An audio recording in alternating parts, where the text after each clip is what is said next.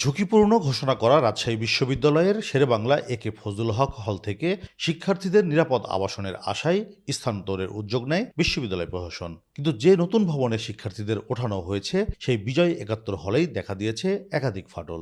৭০ কোটি টাকা ব্যয়ে ভবনটি নির্মাণ করেছে রূপপুর বালিশকাণ্ডের আলোচিত ঠিকাদার মজিদ অ্যান্ড সন্স। এই বিল্ডিংটা এখনো আপনার উদ্বোধন হয়নি, কিন্তু তার পূর্বেই দেখছি যে আমরা বিল্ডিং এর মোস্ট অফ দ্য জায়গায় ফাটল দেখতে পাচ্ছি। খুলে খুলে পড়তেছে আপনার ইয়াগুলো, সিমেন্ট সিস্টেমগুলো 100+ উপর জায়গায় ফাটল ধরে গেছে। তো অনেক অসঙ্গতি পরিলক্ষিত হয়েছে। যারা এর সাথে জড়িত তাদের আইনের আওতায় নিয়ে আসবেন। শুধু ফাটল নয়, ভবনে স্থাপিত লিফট নিয়েও আছে বিতর্ক।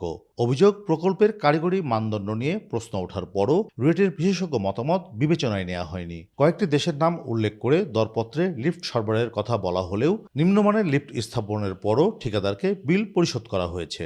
এটাকে হেয়ার ক্র্যাক বলা হয়। এটা হাই রাইজ বিল্ডিং এ কলাম স্ট্রাকচার বিল্ডিং এগুলোতে নর্মাল একটা বিষয়। ত্রুটি বিচ্যুতি সামান্য এগুলো, সেগুলোকে দ্রুতই এগুলোকে স্বাভাবিক অবস্থায় নিয়ে আসা হবে।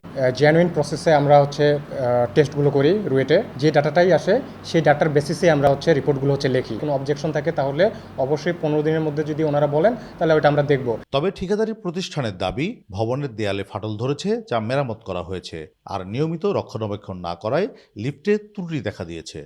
তো ওয়ালে ক্র্যাক, ওটা তো রেগুলার, এটা স্ট্রাকচারাল ক্র্যাক না।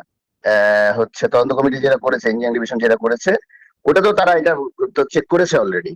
এর আগে শিক্ষকদের বহুতল আবাসন ভবনের স্ট্রেন্থ টেস্ট নিয়ে দুই প্রতিষ্ঠানের ভিন্নমুখী প্রতিবেদনে ব্যাপক আলোচনা তৈরি হয়েছিল। কর্তৃপক্ষ বলছে, শিক্ষকদের জন্য নির্মাণাধীন বহুতল ভবনটির স্ট্রেন্থ তৃতীয় পক্ষ থেকে পরীক্ষা করানোর সিদ্ধান্ত হয়েছে।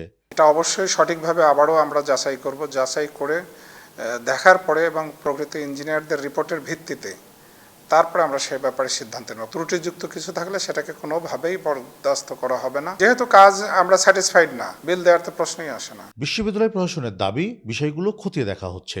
তবে ঠিকাদার ও প্রকৌশল বিভাগের যোগসাজশে একের পর এক ঘটনায় রাজশাহী বিশ্ববিদ্যালয়ের অবকাঠামো উন্নয়ন প্রকল্পগুলো এখন স্বচ্ছতা ও জবাবদিহিতার বড় পরীক্ষার মুখে। কাজী শাহেদ, দেশ টিভি, রাজশাহী।